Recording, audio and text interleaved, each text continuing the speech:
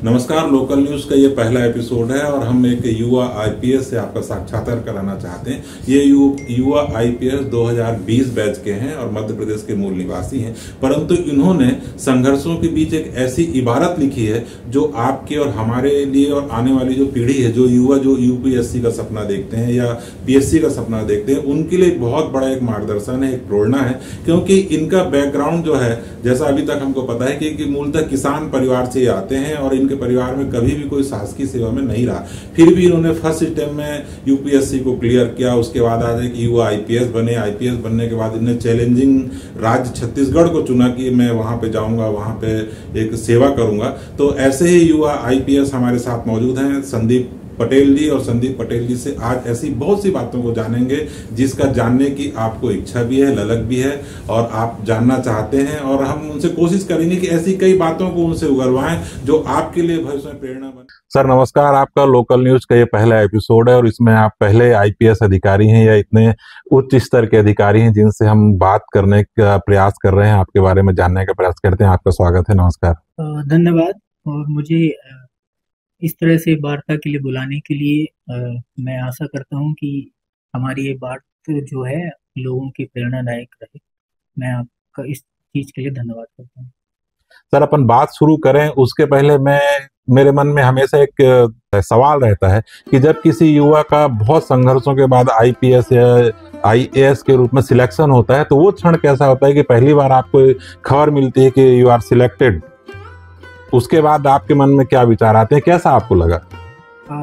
सबका सपना होता है और जब सपना पूरा हो जाता है तो उस पल को बताना मुश्किल है, क्योंकि मुझे अभी भी याद है जब मैं सिलेक्ट हुआ था तो मैं कैसा फील किया था।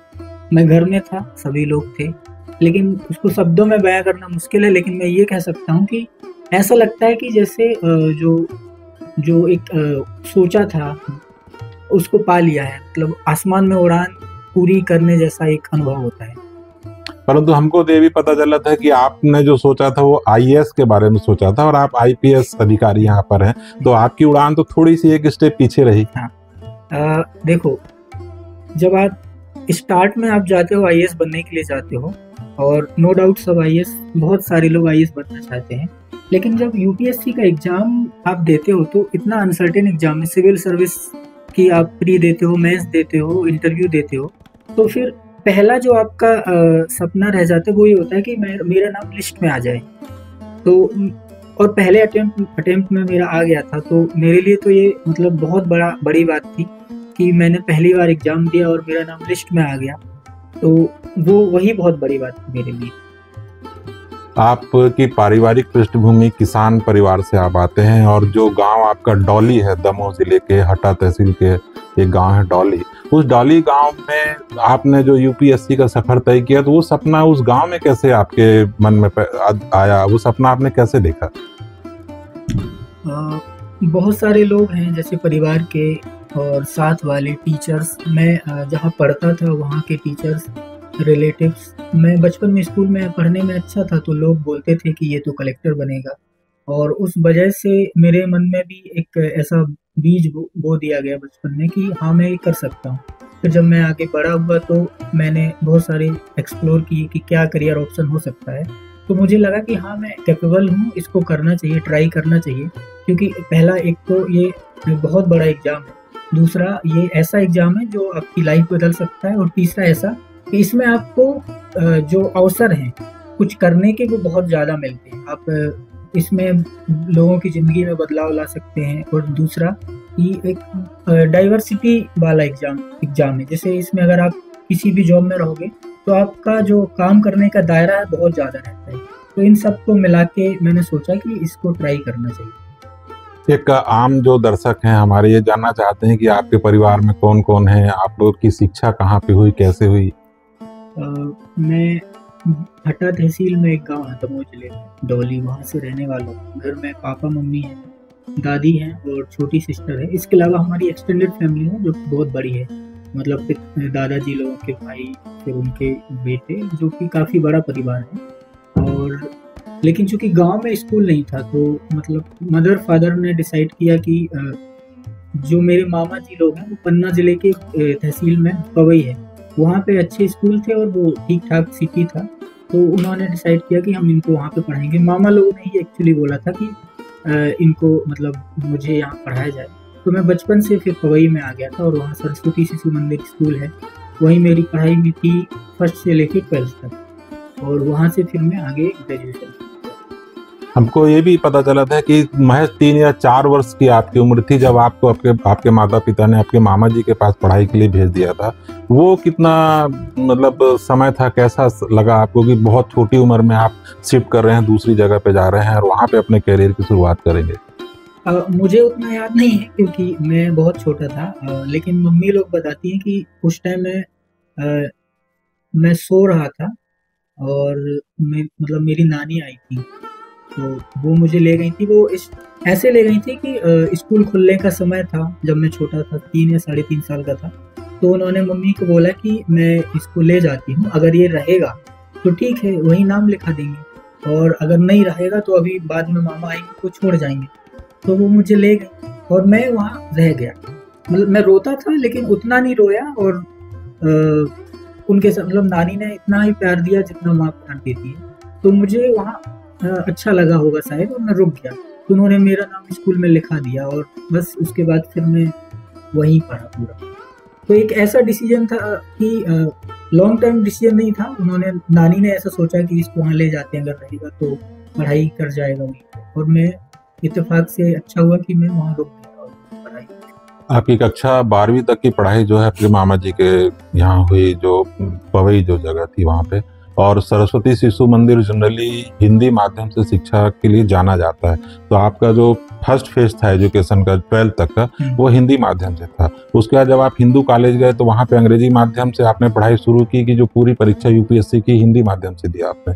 हाँ, स्कूलिंग 12th तक हिंदी मीडियम से थी क्योंकि पवई में इंग्लिश मीडियम स्कूल उतने अच्छे नहीं थे, और जो थे वो 8th तक ही थे।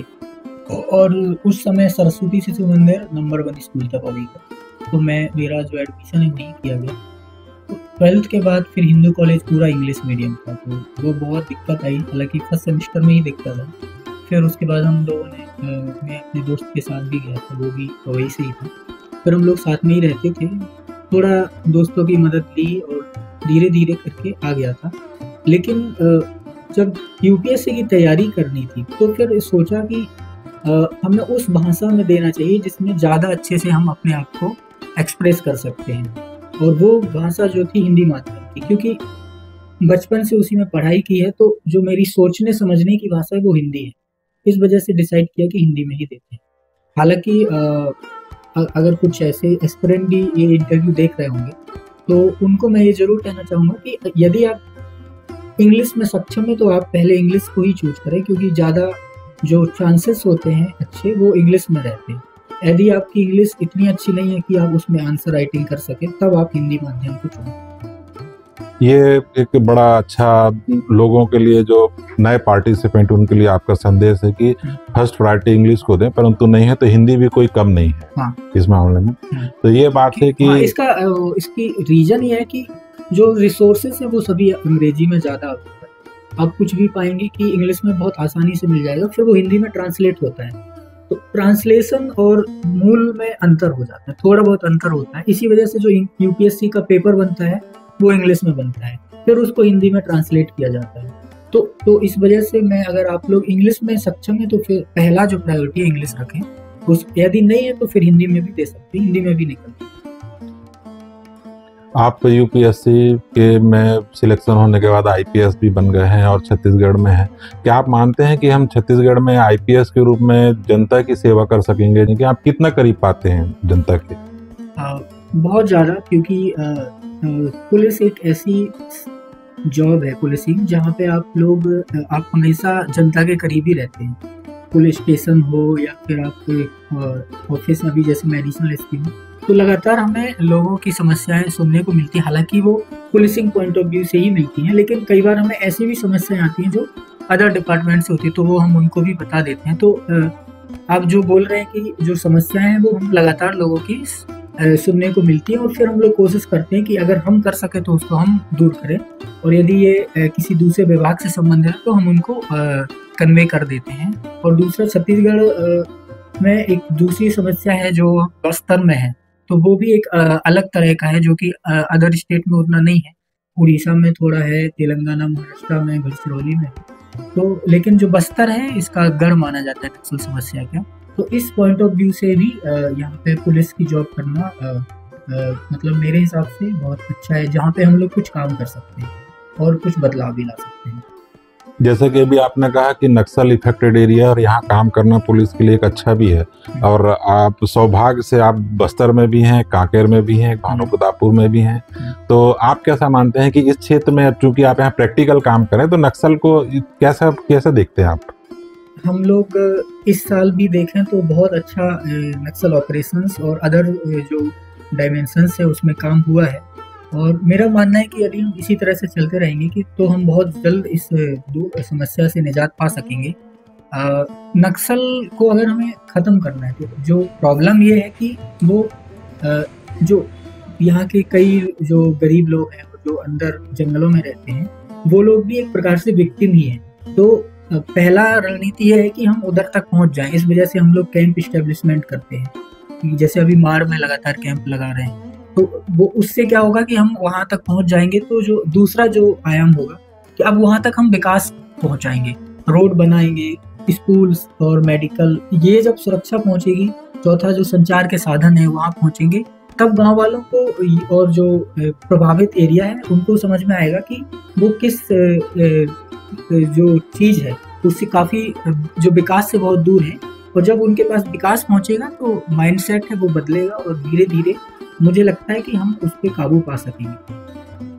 अभी मतलब आपने जो कहा उसका अगर सीधे शब्दों में अर्थ में निकालूं तो ये है कि आपकी जो नक्सल को रिमूव करने की जो मुहिम है उसमें आम जनता को आपने बहुत अच्छे से जोड़ा है, सरकार ने या पुलिस प्रशासन ने या जिला प्रशासन ने, तो उसका आउटपुट अपने को मिल रहा है कि नक्सली भी एक बैक फुट पे जा रहे हैं। हाँ, देखा जाए तो ये बात सच है।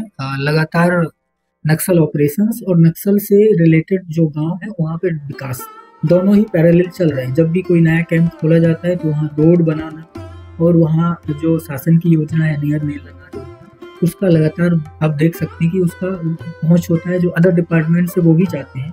तो इससे बहुआयामी रणनीति के माध्यम से ही हम नक्सल बात से मुक्ति पा सकते हैं। हम लोग जब यूपीएससी में तैयारी करते थे तो भी एक पढ़ते थे कि नक्सलवाद को केवल बंदूक से नहीं हराया जा सकता, उसके लिए हमें जो गैप है उसको भरना होगा, और गैप जो है वो विकास का गैप है, उसको भरना होगा। और ये जो अभी अप्रोच है वो भी उसी तरह की है कि हम सुरक्षा और विकास दोनों को साथ ले जाएं, और जब ये दोनों साथ में जाएंगे तब ही हम इस पे काबू पा सकेंगे। एक सवाल ये और है मेरे मन में अभी आया कि आपने कहा कि मेरा आईएएस की योजना थी, मैं आईएएस में जाना चाहता था, पर आपका आईपीएस में सिलेक्शन हुआ। तो जब एक व्यक्ति आईएएस के बारे में सोचता है तो उसका कॉन्सेप्ट कुछ अलग होता है और आईपीएस में जाना थोड़ा अलग होता है। तो आप एज ए आईपीएस अब कैसा पाते हैं अपने आप को? स्टार्ट में मैं सोचता था कि आईएएस बनूंगा, और लेकिन अब चूंकि जब मैं इस जॉब में आ गया तो मुझे लगता है कि मैं इससे संतुष्ट हूँ। मैंने इसलिए इसका दोबारा अटेम्प्ट नहीं दिया। मैं फर्स्ट अटेम्प्ट में आईपीएस बन गया था, फिर मैंने दोबारा प्री ही नहीं दिया। मैं एफसी करने लवासना चला गया, उसके बाद एनपीए में मैंने अपना फेज 1 फेज 2 किया और उसके बाद ज्वाइन कर लिया। कई लोग बोलते थे दोबारा अटेम्प्ट क्यों नहीं दे रहा, तो मैं इसको मुझे लगा, जब मैंने सोचा कि ज़्यादा अंतर नहीं है, क्योंकि इसमें भी हमें काम करना है गवर्नमेंट के लिए और उसमें भी काम करना है। ये पुलिसिंग से रिलेटेड है, वो रेवेन्यू और अदर विभाग से संबंधित है, पर काम जो है वो वही है कि हमें लोगों की समस्याओं को सुनना है, उसको ठीक करना है, न्याय दिलाना है। तो इसमें अगर देखा जाए तो मुझे फिर ऐसा लगा कि इसमें मैं सेटिस्फाई हूँ और मैं ये काम भी अच्छे से कर सकता हूँ, तो फिर मैं क्यों दोबारा ट्राई करूँ जब मैं इसमें खुश हूँ और ये भी एक उतना ही इम्पोर्टेंट काम है। इस वजह से फिर मैंने दोबारा नहीं सोचा और इससे मैं खुश हूँ। अभी आप जब से छत्तीसगढ़ में आए हैं लगभग 2-3 साल का समय हो गया, आपने कहाँ सेवाएं दी और आने वाले समय में आप अब जिला संभालने वाले भी हैं, तो इस बीच आपको अधिकारियों का कैसा सपोर्ट मिलता है? यानी नए आईपीएस को सीनियर आईपीएस किस टाइप से ट्रीट करते हैं, और आपने कहाँ सेवाएं दी? दोनों बातें हैं। मैं प्रोबेशन मेरा सूरजपुर में हुआ था, 6 महीने का रहता है। वहीं पे हम लोगों का प्रोबेशन में अटैचमेंट्स होते हैं, फैमिलराइज किया जाता है कि क्या क्या पुलिस में विभाग और पुलिस स्टेशन का चार्ज भी होता है, वहीं पे हुआ है। उसके बाद फिर हम लोगों का फेज 2 होता है 3 महीने के लिए, वो हैदराबाद में फिर पहली पोस्टिंग जो मेरी थी वो CSP में थी, सिविल लाइन बिलासपुर में। वहाँ लगभग 15 महीने का कार्यकाल था और उसके बाद यहाँ पे प्रमोशन हुआ है एडिशनल SP के रूप में। तो यहाँ पे अभी मैं फरवरी से यहाँ पे हूँ। जो आप बोल रहे थे कि कैसे प्रोबेशनर को कैसे, छत्तीसगढ़ बहुत अच्छा इस मामले में काटा है कि जब कोई प्रोबेशनर आता है तो उसको बच्चे की जैसे ट्रीट करते कि इसको सिखाना है और मतलब ये आया है तो ये गलतियां भी कर सकता है। तो मुझे बहुत अच्छा लगा। इवन हमारा जो पूरा बैच आया था, हम लोग कई सारे सीनियर से मिलने जाते थे जब रायपुर में भी थे और हर जगह पे, तो बहुत अच्छा लगता था। तो और सीनियर्स का ये रहता है कि ये इसको कैसे अलग अलग तरह से सिखाया जा सके। तो जो मेरे सभी SP और IG भी थे वो भी लगातार यही थे कि उनका ये रहता था कि इसको सिखाना कैसे है। वो उसी तरह से वो लगातार गाइडेंस देते थे, बुलाते थे, सूरजपुर में भी और बिलासपुर में भी। बिलासपुर में कोई 15 महीने का जो कार्यकाल था उसमें कोई ऐसा उल्लेखनीय कोई घटना, कोई क्राइम ऐसा हुआ जिसमें आपका योगदान रहा हो? वहाँ बहुत सारे क्राइम होते थे, हुए हैं जो मेरे साथ। मतलब एक शूट आउट भी हुआ था, गोलीकांड हुआ था सकरी में जब मैं CSP था। उसको हम लोगों ने पकड़ा था टाइम से और उसमें काफ़ी मतलब वो एक पहला मेरा बड़ा क्राइम था जो मेरे समय पे हुआ था। उसके बाद फिर और भी लगातार हुए हैं। कुछ ऐसी बिलासपुर में कुछ कई बार ऐसा होता था कि घटनाएं हो जाती थी जिसमें बहुत ज़्यादा लॉ एंड ऑर्डर हो जाता था, तो वो भी ऐसा है। लेकिन मेरे जो सीनियर्स थे जैसे SP सर और एडिशनल SP जो लगातार गाइड करते रहते थे और उसके माध्यम से काफ़ी सीखने को मिला। मैंने बिलासपुर में कभी ये नहीं सोचा कि मैं अधिकारी हूँ। मैं हमेशा सोचता था कि ये मेरा यहाँ भी मैं ये नहीं सोचता कि मैं अधिकारी बन गया हूँ। मैं हमेशा सोचता था बिलासपुर में कि ये अभी मेरा लर्निंग पीरियड है और SP सर और जो बाकी लोगों का भी यही रहता था कि इसको अभी सीखना है। तो उनका और मेरा यही अप्रोच रहता था कि मैं कुछ भी हो रहा है तो उसको सीखना है। तो मैं कभी किसी को गाइड नहीं किया या आदेश नहीं दिया कि इसको ऐसे करना है। हमेशा हम लोग डिस्कशन करते थे कि अच्छा इसमें ऐसे हो गया तो ऐसे कर सकते हैं क्या, और जब जो सीनियर्स निर्देश देते थे उसको तो करते थे। पर मेरा खुद से कभी ये नहीं रहा कि मैं किसी अपने से सबऑर्डिनेट जो है कि उसको ये बोलूँ कि तुम ये करो। हमेशा हम लोग डिस्कशन के मूड में ही रहते थे क्योंकि मेरा ये रहता था कि अभी मैं नया हूँ, मुझे सीखना है, उनका जो एक्सपीरियंस है उसका फ़ायदा लेके ही हमें करना है। और वही मेरा यहाँ भी रहता है कि जब तक हम लोग सीख नहीं जाते अच्छे से, हमें अपने आप को अधिकारी न मान के एक प्रोबेशनर ही माने। एक मैंने घटना मुझे पता चली थी कि जब आप दिल्ली में पढ़ रहे थे तब आपके पिताजी को बहुत गंभीर बीमारी हो गई थी, कैंसर हो गया था शायद, तो उसके कारण आपको वापस अपने गांव आना पड़ा था और फिर कुछ समय बाद जो है आप फिर दिल्ली आपने अपनी पढ़ाई के लिए गए, तो वो क्या मामला था? हाँ, मैं ग्रेजुएशन कंप्लीट ही हुआ था उस समय और मेरा प्लान था कि पोस्ट ग्रेजुएशन के साथ साथ UPSC की तैयारी भी करनी है। तो हम लोग तो स्टार्ट ही किए थे क्योंकि ग्रेजुएशन में उतना समय नहीं मिल पाता था। अब इसमें ज़्यादा समय मिल पा रहा था तो हम लोग कर रहे थे। लेकिन तभी वो अनफॉर्चुनेट इंसिडेंट हुआ, फादर को डिसीज हो गई थी और उस वजह से फिर चूँकि वो गंभीर बीमारी थी और घर में एक ऐसा चाहिए था जो मतलब उनका ख्याल भी रख सके और घर को भी ठीक रख सके। तो फिर उनको एडमिट भी हमने कराया था 3 महीने के लिए भोपाल में। तो फिर मैं वहाँ रहा और गांव में भी रहा, तो वापस आया। लेकिन फिर उसके बाद इसमें सभी जो रिलेटिव्स हैं, मेरे मामा जी, बुआ जी, फूफा जी लोग और इसके अलावा अदर जो एक्सटेंडेड फैमिली, उन्होंने काफ़ी सपोर्ट किया उस समय। और फिर उसके बाद जब वो ठीक हो गए तो मैं फिर दिल्ली आया। लेकिन इसमें यह था कि हाँ, उस समय के लिए मेरी पढ़ाई को मुझे बंद करना पड़ा और फिर ये सोचा, फ्यूचर का भी पता नहीं था कि क्या होगा। लेकिन क्योंकि वो उस समय वही ज़रूरी था तो वही किया और बाद में जब ठीक हो गए तो फिर पिताजी ही बोले कि अब तुम फिर से जाओ, नहीं तो बहुत ज़्यादा नुकसान हो जाएगा। तो फिर और जब आप फिर से गए, फिर से जाने के बाद आप एक IPS के रूप में अपने पिताजी के सामने आए, वो क्षण कैसा था? आज वो कैसा महसूस करते हैं? उनका बहुत बड़ा एक सपना था कि मैं इसमें निकल जाऊं और मुझे लगता है कि जितना मतलब मैंने मेहनत की है लेकिन उन्होंने भी बहुत इसके लिए मेहनत की है।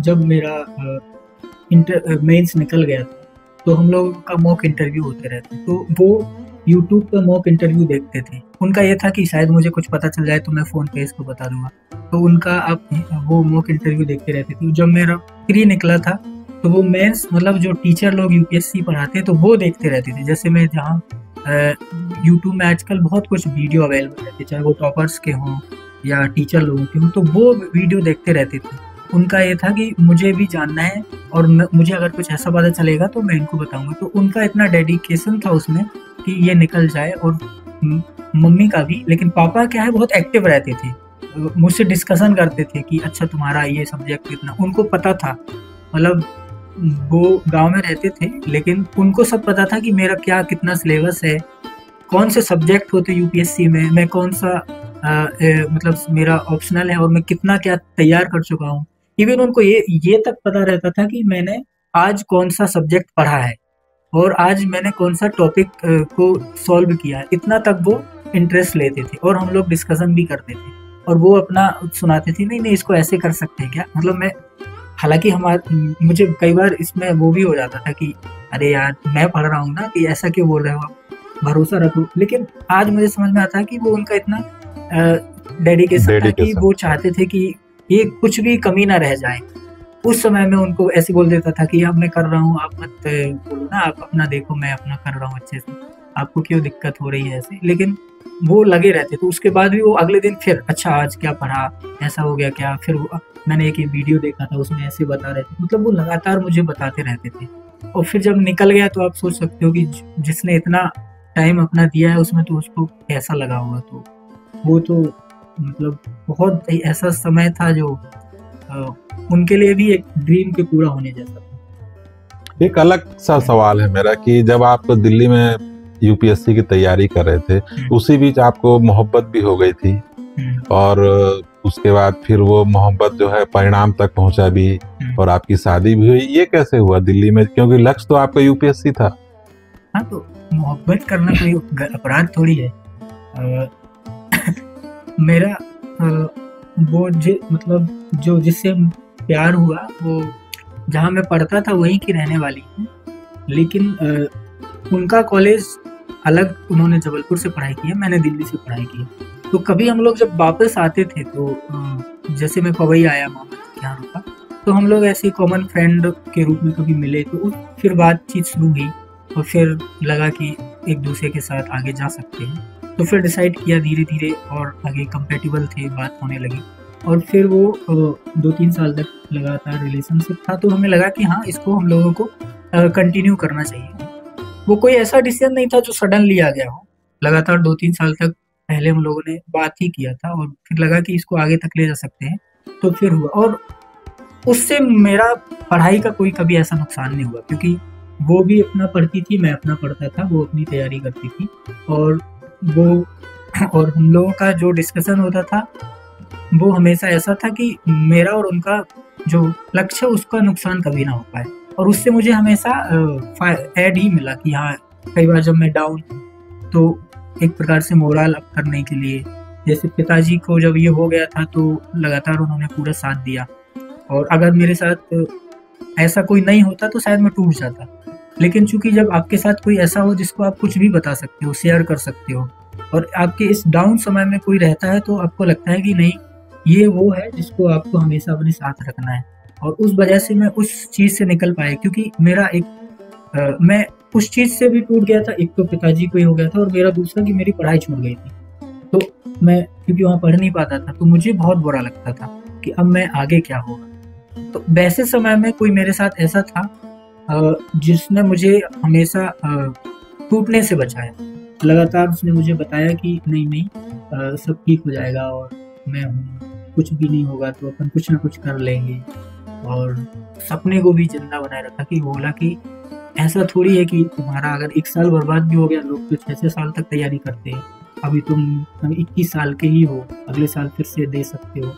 तो ये आपको ज़रूरी होता है, क्योंकि 20-21 साल की एज में आप उतने मैच्योर नहीं होते। आज तो ठीक मैं इस तरह से सोच सकता हूँ, लेकिन उस समय तो मेरे लिए एक ही डायरेक्शन थी। तो उस समय पे अगर आपके पास कोई इतना कहने के लिए, बताने के लिए, बोलने के लिए हो तो एक साथ हो जाता है। और मैं मानता हूँ कि मेरे उस समय में उन्होंने जो मेरा साथ दिया और वो अभी भी है, तो मैं उसका शुक्रगुजार हूँ कि अच्छा हुआ कि मुझे किसी से मोहब्बत हो गई। सर, आप कितनी उम्र थी जब आप आईपीएस हो गए थे? मैं 22 साल का था। 22 साल के थे। तो मध्य प्रदेश में मतलब 22-23 साल के युवा अगर आईपीएस हो तो ऐसे लोगों की संख्या बहुत कम होगी। हाँ, जनरली कम होती है, हालांकि इसका डेटा नहीं है, पता नहीं कितने लोग होंगे। मेरे बैच में एक ही 2 लोग थे जो इतने थे, मतलब 1 या 2 लोग और थे मेरे अलावा जो 22 साल में हो गए थे, क्योंकि कई बार लोग दूसरे अटेम्प्ट में होते, कई बार ऐसे भी तो लोग जॉब करते रहते हैं फिर होते, तो पहले अटेम्प्ट में निकलने वाले ही कम होते, तो पकड़ना है। कांकेर जिले में आप एडिशनल एसपी के रूप में हैं और पहले से सर आपके एसपी हैं और उनको नक्सल का बहुत अनुभव है। उन सबको आप कैसा मानते हैं? वो आपके लिए कितने कारगर हैं, या उनसे अभी तक जो आपको गाइडलाइन मिली, मार्गदर्शन मिला, उसको कैसा लेंगे आप? सर का बहुत एक्सपीरियंस है। सर बीजापुर में थे, फिर सुकमा में थे और अभी है, तो उनका जो नक्सल मामलों की जानकारी है वो बहुत अच्छी है और इसके अलावा उनका एक्सपीरियंस है। वो समझते हैं कि किसको कैसे, इस चीज़ को कैसे टैकल किया जा सकता है। जब भी कोई ऑपरेशन होता है तो उनके इंसाइट्स होते हैं और वो कोशिश करते हैं कि जो कमांडर है उसको फील्ड पे डिसीजन लेने दिया जाए, क्योंकि फील्ड पे वो कमांडर है। तो सर उसको ज़्यादा प्रेशराइज नहीं करते कि ये करो ये करो। सर उसका ऑब्जर्वेशन लेते हैं और फिर अपना, अगर सर को लगेगा कि हाँ इस पे ये कुछ करना है तब बताते हैं, अदरवाइज सर छोड़ देते हैं कि जो कमांडर है उसको बोला जाए। तो ये उनसे सीखने वाली चीज़ है। इसके अलावा सर के जितने भी, सर से जब भी डिस्कशन होता है कुछ ना कुछ सीखने लायक ही होता है, क्योंकि उनका इतना एक्सपीरियंस है नक्सल मामलों में, बस नहीं पूरा ओवरऑल अगर पुलिसिंग में देखा जाए तो सर को बहुत अनुभव है। और मुझे मतलब सर बताते रहते हैं, मैं इस चीज़ का भी सर का शुक्रगुजार हूँ कि जब भी सर से कुछ भी डिस्कशन करो सर अपना उसमें पॉइंट ऑफ व्यू बताते हैं और वो हमेशा लाभदायक ही होता है, जो आगे भी काम आएगा। सर, जब यूपीएससी की तैयारी दिल्ली में चलती है, आप लोग जब जो युवा वहाँ पे रहते हैं वो दिल्ली में बैठ के छत्तीसगढ़ को कैसा देखते हैं? छत्तीसगढ़ के मामले में परसेप्शन यही है कि ये नक्सल स्टेट है, यहाँ पे जब पूरे में नक्सलवाद है। इवन कई लोगों को ये समझ लगता है कि रायपुर में भी आसपास में नक्सल है, लेकिन ऐसा नहीं है। हमें ये प्रयास करना चाहिए कि हम इस परसेप्शन को बदलें और कोशिश करें कि लोग यहाँ पे आए, छत्तीसगढ़ को देखें, क्योंकि छत्तीसगढ़ बहुत सुंदर है। जब मैं पहली बार आया तो हम लोग यहाँ जब तरी भी आए थे घूमने के लिए, तब मैं देखा इतना अच्छा है, कभी सोचा नहीं था। इसी तरह से सबका रहता है। तो कोशिश ये हमें करनी चाहिए कि हम इस छत्तीसगढ़ की सुंदरता को बाहर तक ले जा सके, ताकि लोग यहाँ पे आए, देखें और छत्तीसगढ़ को अच्छे से जानें, ना कि केवल एक नेगेटिव पर्सपेक्टिव से इसको जानें। एक अंतिम सवाल है कि जो युवा खासकर छत्तीसगढ़ के या बस्तर सब क्षेत्र के या अपन आज जो भानु प्रतापपुर क्षेत्र, यहाँ जो युवा यूपीएससी या पीएससी की तैयारी करते हैं वो जनरली उनके सपने संघर्षों में और कम संसाधनों में टूट जाते हैं, डूब जाते हैं। कई लोग ये विचार करते ही नहीं कि हमारी तो ये स्थिति नहीं है, हम कैसे वहां तक का सफर तय करेंगे। उनके लिए आप क्या संदेश देना चाहते हैं? आप कोशिश करते रहिए। पहले तो मैं ये कहना चाहता हूँ कि आप पढ़ाई करिए लगातार। जब आप पढ़ते रहेंगे तो आपका दिमाग अपने आप खुलता रहेगा, आपको अलग अलग चीज़ें पता चलती रहेंगी। दूसरा, कभी भी संसाधनों के अभाव को इस तरह से ना देखें कि अगर मेरे पास कोई रिसोर्सेज कम है तो मैं इस चीज़ तक नहीं पहुंच पाऊंगा, क्योंकि अब ऐसा नहीं है। हमारे पास इंटरनेट है, इसके अलावा बहुत सारे ऐसे रिसोर्सेज अब आ चुके हैं जो सर्वसुलभ, और अगर वो नहीं भी है तो भी अगर आप लगातार मेहनत करते रहेंगे तो फिर आप अपने जो चाहते हैं वो पा सकते हैं। तो मेरा केवल ये सभी लोगों से कहना है जो किसी भी चीज़ की तैयारी करते हों या पढ़ाई करते हों, कि आप किसी भी अभाव को अपनी कमजोरी मत मानिए। अगर आप प्रैक्टिस करते रहेंगे तो बाकी चीज़ें अपने आप आ जाती हैं। अगर आप लगातार लगे रहेंगे तो जो कमी है वो पूरी हो जाएगी। कुछ ना कुछ ऐसा हो जाएगा जो रिसोर्सेज की कमी हो या कुछ और कमी हो, वो पूरी हो जाएगी। कोई दूसरा हेल्प कर देगा या अपने आप हो जाएगी। कुछ ना कुछ ऐसा हो जाता है, यदि आप लगे रहेंगे तो हो जाता है। लेकिन यदि आप उन चीज़ों की वजह से उनको पाने को छोड़ देंगे और आप सोचेंगे कि ये मैं नहीं कर पाऊंगा, तो फिर वो गलत है। मेरा ये मानना है कि आप लगे रहिए, अपने आप हो जाएगा। देखिए सर, ये बहुत अच्छी बात है कि आप कभी भी अपने आसपास की परिस्थितियां हैं उनको अपने सपनों में या अपनी उम्मीद पर बाधा ना समझें और आप लगातार प्रयास करते रहें, ईमानदारी से प्रयास करें, क्योंकि आप जो रास्ता तय करना चाहते हैं उसमें बहुत से लोग आपको सपोर्ट करने के लिए रास्ते में मिलते हैं और आपकी मंजिल तक आपको पहुंचाने में सहायक भी रहते हैं और एक सार्थक यात्रा है। इसलिए आप लगातार ईमानदारी से मेहनत करते रहें, आपको आपकी मंजिल पहुंचने पे कोई नहीं रोक सकता। सर, अभी तक जो चर्चा हुई बहुत अच्छा लगा और ये हमारे लोकल न्यूज का पहला एपिसोड है, हम इतने उच्चाधिकारी से बात कर रहे हैं, इससे कि आपसे लोग प्रेरणा लें और आने वाले समाज में अपने सपनों को भी देख सकें, जी सकें, अपने माँ बाप के अरमानों को पूरा कर सकें और बहुत सी चीज़ें जो नहीं जानते थे आपके बारे में वो लोग भी जानेंगे, प्रेरित होंगे। Thank you sir. धन्यवाद, बहुत बहुत धन्यवाद।